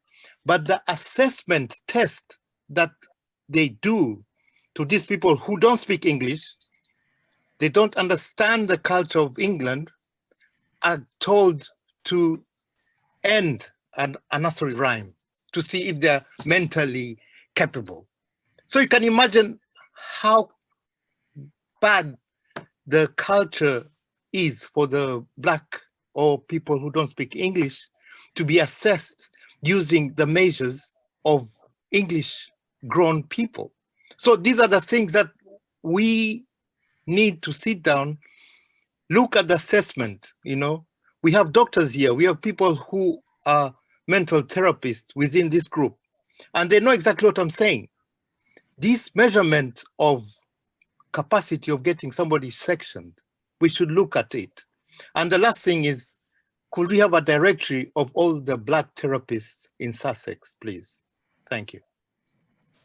Thank you so much for those comments, Anthony. Thank you so much. Would any member of the panel like to address any of the points that Anthony raised? So we've got Vivek who's raised his hand. Thank you, Vivek. I think, Anthony, your points are really well made. You know, it's like there is definitely a need to understand what we really need to do to have those culturally competent conversations with people. Yes, I completely agree with you. And I go a step further as to say, you know, it's like we really need to, because world is a different place right now when it was almost say 10 years or 20 years back, or even 30 years back. People are migrating more. So it's not the way that a country can just self-isolate itself. So it's like people are moving globally everywhere. And there is a need for everyone to understand every culture, every religion, everything, so that from a clinician point of view, I need to know what treatment is best for certain populations. And I need to start from there. You know, it's like, have we got into our medical books, you know, what are the diseases that can affect different populations?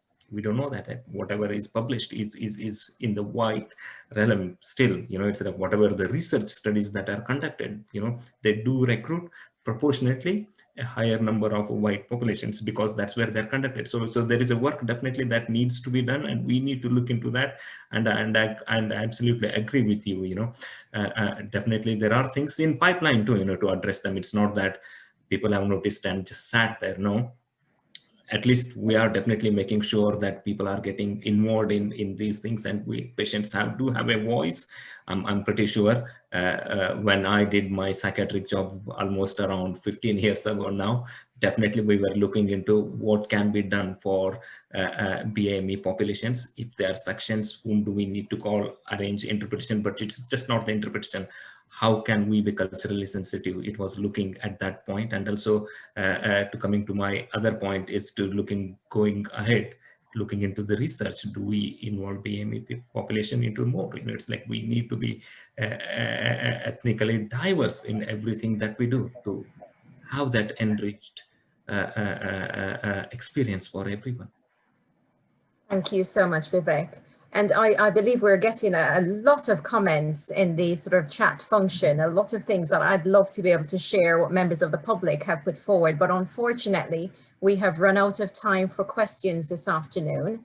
But we have wanted to remind you that there is a report that's been pulled together. So please still send your questions in via the chat function. We will ensure that the report covers comprehensively all the points that people have raised this afternoon, both via the questions, but also in the chat forum. Some of the sort of feedback in the comments is around really listening as health services and social care providers, listen and be culturally sensitive and really take actions that are meaningful to improve both the access to health and social care, but also the outcomes for our BAME communities. So thank you so much for your questions. We can certainly see that it's a topical issue that we cannot continue at this point, and I do have to bring things to a close, unfortunately. So lastly, before we end this afternoon, is we have got a contribution of poetry from Mr. John Agard. So John is a renowned poet and playwright and receiver of the Queen's Gold Medal for Poetry. He's also been given the Cholmondeley Award and the Casa de Américas Prize for Poetry. John was born in Guyana, South America, and moved to Britain in the late 70s. His poems combine both acute social observations of cultural differences. He's got a sense of wit that I really like, and I've read some of his poems before joining tonight's webinar, because when I heard that John was coming on, I had to go and see some of the poems I'd not read for a very long time. He does mention a lot to do with class divisions and subverted racial stereotypes. So welcome, John. Thank you so much for joining us, and I'll hand over to you. You hearing me now? Ah, yes, we're hearing you. Welcome, welcome. I believe you might have still been on mute. So welcome to share some poetry with us, I believe. Well, thank you, Tanya, for your handling this situation, well orchestrated as chair. Thanks to Mabrak for the invitation and the excellent, insightful contributions of the previous speakers. I'm hoping to do 3 poems, so I'll keep each introduction very short.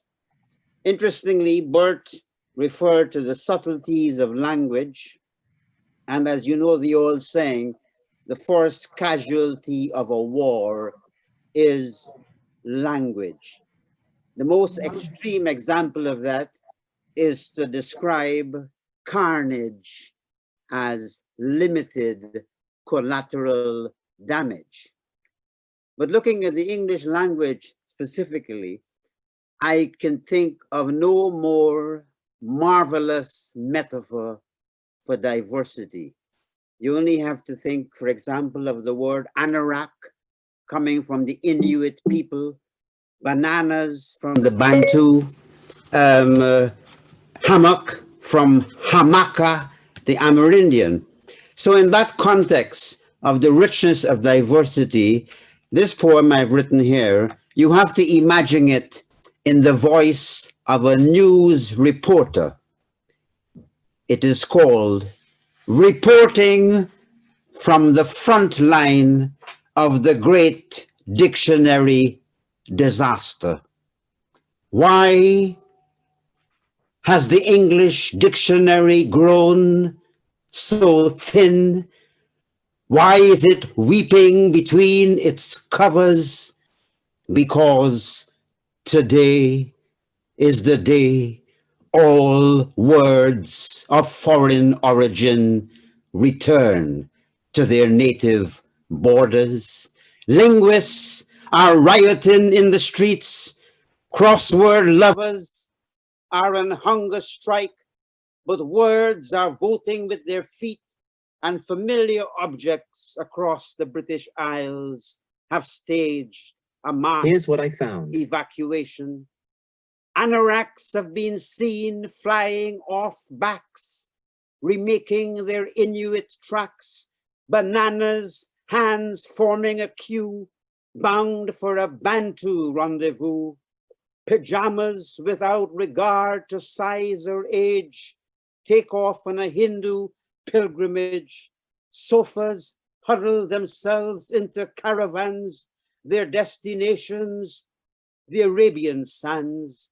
Even baguettes as we speak grab the chance to jump the channel for the south of France. This is a tragedy turning into a comedy, for reports are reaching us by satellite that in the wee hours of the night, the ghosts of ancient Greeks and Romans have been preparing an epic knees up to mark the homecoming of their word horde. Stay tuned for live and direct coverage. On this day, a dictionary mourns its language. And of course, we speakers of English tend to have this belief that if you speak it loud enough and slowly enough, the entire world will understand.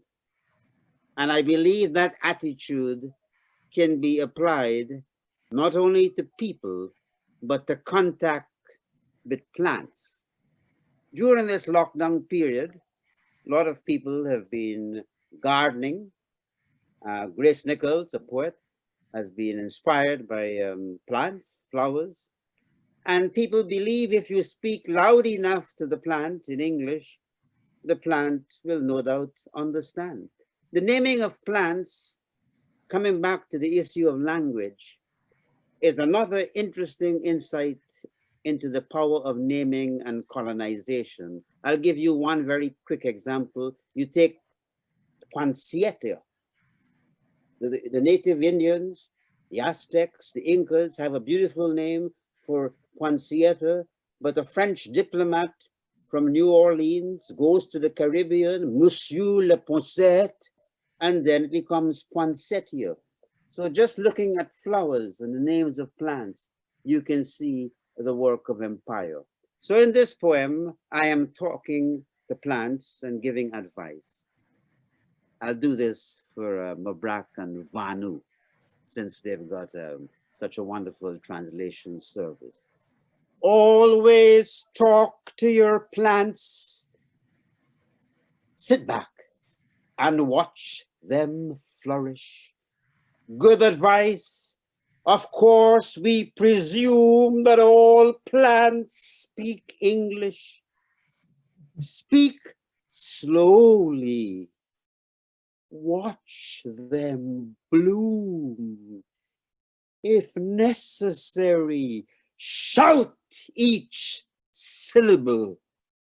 Their little heirs are ready vessels for a shower of the Queen's vowels. Never mind if it's a China rose or an African violet. Better yet, recite a bit of English lit. See abundant spring at your fingertips. So I spoke like an Oxford dawn to my wilting rhododendron. It wilted more. As for my drooping shrub, my words only seem to draw more slugs. Oh, plants, what is it that makes you grow? I watch my immigrant neighbor's patio with a sense of distant envy. Tell me, plants, must I address you in Punjabi? And I'll end with a significant moment. This, as you heard before, October month, Black History Month, but this is a moment of history that goes beyond color. It's a pivotal, epic moment within the evolutionary perspectives of the Western world. We think of Darwin, but we do not think necessarily he is being given the status of a footnote. John Edmonstone, a freed slave who taught Darwin taxidermy. So when he went off on the Beagle, he had the skills of stuffing birds. Here was a freed Black slave meeting a young white university student, namely Darwin, in Scotland, Edinburgh. What a moment, if I was a fly on the wall, to imagine those conversations. Not only did John Edmonstone teach him taxidermy, he excited Darwin's imagination about the rainforest. He had in fact was brought from British Guyana. Guyana is now independent, but the country that produced Grace Nichols, myself, writers like Fred Agard, Wilson Harris, Pauline Melville, a number of writers. Here was this young boy brought by Charles Waterton, a white, so-called eccentric naturalist who did some marvelous drawings of Guyana's wildlife, fauna, flora. This was an important meeting. He brings this young slave boy who is freed and grows up to be a taxidermist and meets the young Darwin. Yet, when you have celebrations of evolution and Darwin, there is no mention. This goes out of the parameters of Black history. This is human history. I put a poem in the voice of that freed slave who taught Darwin taxidermy, 1826. It's in his voice. I'll end with that poem. It's called The Ascent of John Edmund Stone. My name rings no bell in the ears of science, but footnotes know me well. Footnotes where history shows its true colors and passing reference is flesh. For I am John Edmund Stone, whose name is little known to evolution's white ladder. But Darwin will remember me. Just say the Black man who taught him Egypt's ancient art of taxidermy. To think that we should meet in Edinburgh of all places, few doors apart on Lothian Street. No mention then of savage races. In those days, we were two bird stuffers mounting mortality in feathers. We were each other's missing link, colleagues upright on a chain of being, a pair of wingless apes condemned to think. Thank you very much. Thank you so much, John. I know we've gone 5 minutes over, but I could listen to you all evening. and I don't know if you meant to put your video on, but maybe because it was enhanced because the video wasn't on, I could hear your voice so succinctly. John, you certainly have a way with words and hidden meanings behind words, and absolutely talented, and your achievements are to be appreciated and treasured. So thank you for joining us this evening. Thank you. Again, it's the time. Thank you, John. It's the time of the evening, unfortunately, that a lot of us don't want to have to let go, but we do have to say our goodbyes, and we do have to say some thank yous to some key people who have joined us this afternoon. So thank you, first of all, to our audience for joining us from all across Sussex. We have had such a good turnout and representation from across the Sussex piece. As I mentioned before, we had people from Brighton, we had people from East Sussex, we've had people from Mid Sussex joined us, we've had Crawley, Bognor, and we've also had Worthing and surrounds areas. So I think we've heard from a lot of people across Sussex. We have read the comments. We have had a lot of questions which are still to be answered, which we will be answering our report coming out in 2 weeks. Thank you so much for feeding back your comments through to us and helping to shape our report coming forward. That will be shared on the DRI or the Diversity Resource website later on in November, around mid-November time. Thank you to our speakers. Thank you for sharing your personal stories, Bert and Zelma. Thank you to our poets, to Grace and John. Marvelous, inspiring words and absolutely good use of words to tell stories. I'm really impressed by your talent. I will have to go and try and write myself some poems now, being inspired by you. And thank you to Siobhan and Vivek for absolutely representing the NHS members of across the Sussex piece tonight. Thank you for your feedback around health inequalities and access, but more so, thank you for your commitment to ensuring that we do take positive actions going forward to ensure that our BAME communities get better access to services, but also get better outcome from those services we provide. Thank you to all of you who have helped to organize tonight's event. Thank you to Diversity Resource International for delivering this evening's webinar.